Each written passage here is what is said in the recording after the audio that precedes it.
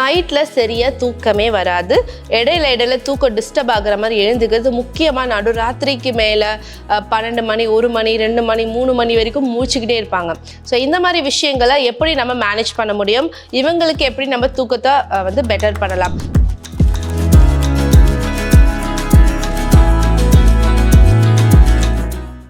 பூங்காற்று நேயர்கள் அனைவருக்கும் வணக்கம்.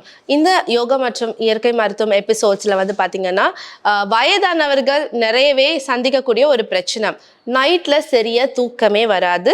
இடையில தூக்கம் டிஸ்டர்ப் ஆகிற மாதிரி எழுந்துக்கிறது. முக்கியமாக நடுராத்திரிக்கு மேலே 12 மணி 1 மணி 2 மணி 3 மணி வரைக்கும் மூச்சுக்கிட்டே இருப்பாங்க. ஸோ இந்த மாதிரி விஷயங்களை எப்படி நம்ம மேனேஜ் பண்ண முடியும், இவங்களுக்கு எப்படி நம்ம தூக்கத்தை பெட்டர் பண்ணலாம். ஸோ இதை பற்றி தான் இந்த வீடியோவில் நம்ம பார்க்க போகிறோம். வீடியோ ஸ்கிப் பண்ணாமல் ஃபுல்லாக பாருங்கள்.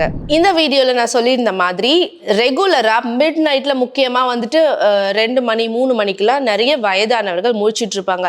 அது எதனால? ஏன்னா 3 மணிக்குன்னா நிறைய சொல்லுவாங்க, நிறைய அமானுஷ்ய விஷயங்கள் இருக்கா, அதனால தான் என்ன தூங்க விடலையா, அப்படி கூட நிறைய பேர் பயப்படுவீங்க. ஸோ எதனால வயதானவர்களுக்கு தூக்கம் டிஸ்டர்ப் ஆகுது? இதுக்கு சில சயின்டிஃபிக் ப்ரூவன் காரணங்கள் இருக்கு. அதில் ஃபர்ஸ்ட் பார்த்தீங்கன்னா இந்த தூக்கத்தை இன்டியூஸ் பண்ணக்கூடிய மெலட்டோனின்ற ஹார்மோன் ஏஜ் குறைய அதோ டிக்ளைன் ஆகிட்டே வரும். ஸோ இதுதான் ஃபர்ஸ்ட் சயின்டிஃபிக் ரீசன் நீங்கள் வயசாக தூக்கம் குறையிறதுக்கு. இந்த மற்ற விஷயங்கள்லாம் பார்த்தீங்க அப்படின்னா ஒவ்வொருத்தரோட வாழ்க்கை சூழல் மாறி வரும். ரெண்டாவது விஷயம் அதிகப்படியான ஸ்ட்ரெஸ் அண்ட் ஆங்ஸைட்டி.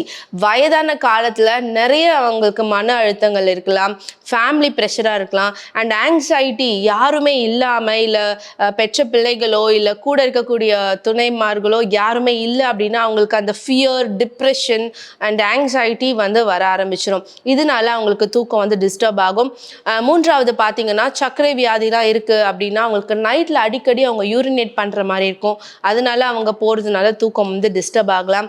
நான்காவது நிறைய பாடி பெயின்ஸ் இருக்கும், வியாதியினால சஃபர் பண்ணிட்டு இருப்பாங்க, உடல் வலினால தூங்காம கூட கஷ்டப்படுவாங்க. அண்ட் இந்த மாதிரியான விஷயங்கள் அவங்களோட தூக்கத்தை டிஸ்டர்ப் பண்ணிட்டே இருக்கும். நைட்டு தூங்கலன்னு என்ன ஆகும்? ஆப்வியஸாக அவங்க டே டைம் நிறைய நேரம் தூங்குற மாதிரி இருக்கும். அந்த டேவே அவங்களுக்கு சோர்வாக இருக்கும், ஏதோ ஒன்று இழந்த மாதிரி இருக்கும். இதுதான் ப்ராப்ளம். இப்போ இதுக்கு என்ன சொல்யூஷன் ரொம்ப சிம்பிள். ஃபர்ஸ்ட் நம்ம மைண்ட் செட்டை மாற்றணும். இது நான் நிறைய பேருக்கு எங்கள் ஹாஸ்பிட்டலில் நம்ம வரும்போது நிறைய வயதானவர்களுக்கு சொல்லியிருக்கேன். இது நிறைய பேருக்கு ஒர்க் ஆகிருக்கு. என்ன அப்படின்னா தூங்க போகும்போதே எனக்கு தூக்கம் வரலன்னு தூங்க போகும்போது நிறைய பேர் ஒரு பயத்தோட போகிறீங்க. ஃபர்ஸ்ட் அதை கட் பண்ணுங்கள். தூக்கம் வரலைனாலும் பரவாயில்ல, நான் ரெஸ்ட் எடுக்க போகிறேன், என் உடம்புக்கு ஒரு ரெஸ்ட் தேவை அப்படின்னு சொல்லிட்டு நீங்கள் படுத்தா மட்டுமே போதும். ஏன்னா நம்ம பாடிக்கு first and foremost rest and relaxation தான் தேவை. நீங்கள் தூக்கம் வரலைன்னா கவலையே பட வேணாம், சீக்கிரமா மட்டும் படுத்துருங்க.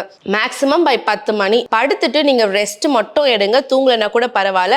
இந்த பேட்டர்னை நீங்க ஃபாலோ பண்ணிக்கிட்டே வரும்போது உங்களோட பாடியில இருக்கக்கூடிய ரிதம், உங்க பாடிக்குள்ள ஒரு கிளாக் இருக்கு சரிங்களா, இந்த டைம்ல இந்த ஆர்கன்ஸ் நல்லா வேலை செய்யணும். அப்ப இந்த 10 மணிக்கு மேல உங்க பிரெயினுக்கு ரெஸ்ட் தேவைதான். நீங்க ரெகுலரா இதே மாதிரி படுக்கிற பேட்டர்ன் வச்சுக்கிட்டே வந்தீங்கன்னா நாளடைவில் உங்களுக்கு அது தூக்கம் தன்னால இன்டியூஸ் பண்ணி கொடுக்கும். ஸோ நைட்டு சீக்கிரம் படுத்துருங்க. இந்த பயத்தோட தூங்கறதுக்கு போக வேண்டாம். அண்ட் நம்பர் 2, நீங்கள் என்ன பண்ணணும் அப்படின்னா மெலட்டோனின் ஹார்மோன் குறையுது அப்படின்றத சொல்லியிருந்தோம். சயின்டிஃபிக்கலி ப்ரூவன் விஷயம் என்னன்னா ஏர்லி மார்னிங் சூரியன் உதயம் ஆகும் பொழுதோ அந்த டைம்ல இருந்து ஒரு 9 AM 10 AM இருக்கக்கூடிய டைம்ல நீங்கள் டெய்லி சூரியனில் உங்களை ஒரு 20 நிமிடம் எக்ஸ்போஸ் பண்ணும்பொழுது அந்த கதிர்வீச்சிலேருந்து கிடைக்கக்கூடிய அந்த ரேஸ் பார்த்தீங்கன்னா மெலட்டோனின் ஹார்மோன் ப்ரொடக்ஷனை உங்களுக்கு இம்ப்ரூவ் பண்ணும். ஸோ நைட்டில் உங்களுக்கு தூக்கம் கண்டிப்பாக பெட்டர் ஆகும். இதை நீங்க கண்டிப்பா ட்ரை பண்ணி பாருங்க. காலையில் நீங்க எப்ப எழுந்துக்கிறீங்களோ தண்ணி கொஞ்சம் குடிச்சிட்டு வெயில்ல ஒரு 20 நிமிஷம் 10 o'clock முன்னாடி எக்ஸ்போஸ் ஆகுங்க. மெலட்டோனின் உங்களுக்கு இம்ப்ரூவ் ஆகும். மூன்றாவது, வலினாலையும் சக்கர வியாதிக்கிறதுனால யூரினேட் பண்ணிக்கிட்டே இருப்பீங்க. நீங்க என்ன பண்றீங்கன்னா இந்த தண்ணி குடிக்கிறது பார்த்தீங்கன்னா 6 PM முன்னாடி நல்லா தண்ணி குடிச்சுக்கோங்க. ஆஃப்டர் 6 PM 6 மணிக்கு அப்புறம் தண்ணி குடிக்கிறத கொஞ்சம் குறைச்சிக்கலாம். அண்ட் சுகர் கண்ட்ரோல் பண்ணுறதுக்கு என்னெல்லாம் பண்ணணும்னு நம்ம ப்ரீவியஸ் வீடியோவில் நாங்கள் சொல்லியிருக்கோம். நீங்கள் அதை ஃபாலோ பண்ணிவிட்டு சுகரை மேனேஜ் பண்ணிவிட்டு நீங்கள் கொஞ்சம் கொஞ்சமாக இந்த மாதிரி யூரினேட் பண்ணுறதை வந்து குறைச்சிக்கலாம். அண்ட் பாடி பெயின் இருக்குது அப்படின்னா எதனாலன்றதையும் நீங்கள் டாக்டரை பார்த்துட்டு நேச்சுரோபதி டாக்டரை கன்சல்ட் பண்ணிவிட்டு நேச்சுரலாக எப்படின்னா அந்த பெயினை வந்து மேனேஜ் பண்ணலாம் ட்ரீட்மெண்ட் எடுத்துகிட்டு வந்தீங்கன்னா கொஞ்சம் உங்களுக்கு பெட்டரும் ஆகும். நிறைய பேர் ஸ்லீப்பிங் பில்ஸில் தான் இருப்பீங்க, நிறைய பேர் தூக்க மாத்திரை எடுத்துகிட்டு தான் தூங்க போவீங்க. நீங்கள் அதை வந்து பயப்பட வேணாம்.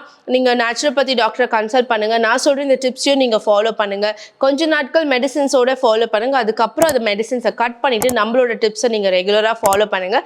தூக்கம் உங்களுக்கு தன்னால் வந்துடும். அண்ட் லாஸ்ட்டாக முக்கியமாக சொல்லக்கூடிய டிப் என்ன அப்படின்னா, நைட்டில் நீங்கள் வந்துட்டு ஒரு 7-7:30 சாப்பிட்ருவீங்க இல்லையா? ஸோ அதனால வந்துட்டு உங்களுக்கு நேரம் ஆக சீக்கிரமாக சிலருக்கு பசிச்சிரும். சிலர் லேட்டாக சாப்பிட்றதுனால டைஜஷன் நடக்கிறதுனால தூக்கம் டிஸ்டர்ப் ஆகும். அப்போ இந்த 7 to 7:30 வந்து பார்த்தீங்கன்னா நீங்கள் கொஞ்சம் ஃபைபர் ரிச்சும் நீங்கள் ஜாஸ்தி எடுத்துக்கணும்.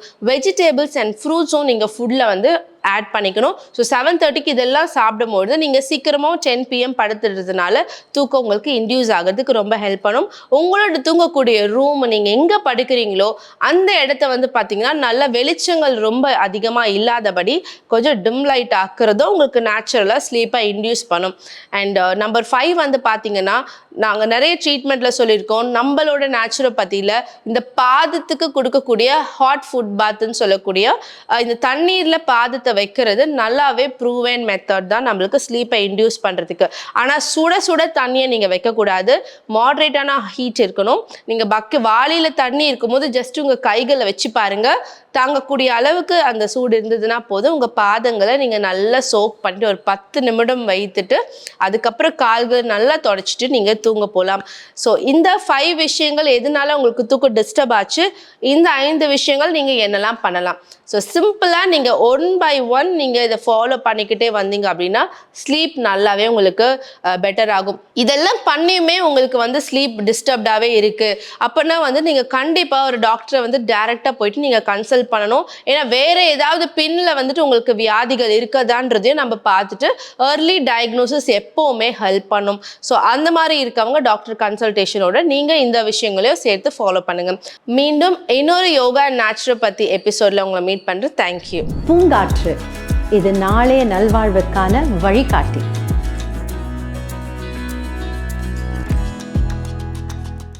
தொடர்ந்து எங்களோட வீடியோக்களை பார்க்கறதுக்கு பூங்காற்று சேனலை சப்ஸ்கிரைப் பண்ணுங்கள் அண்ட் ஃபாலோ பண்ணிடுங்க.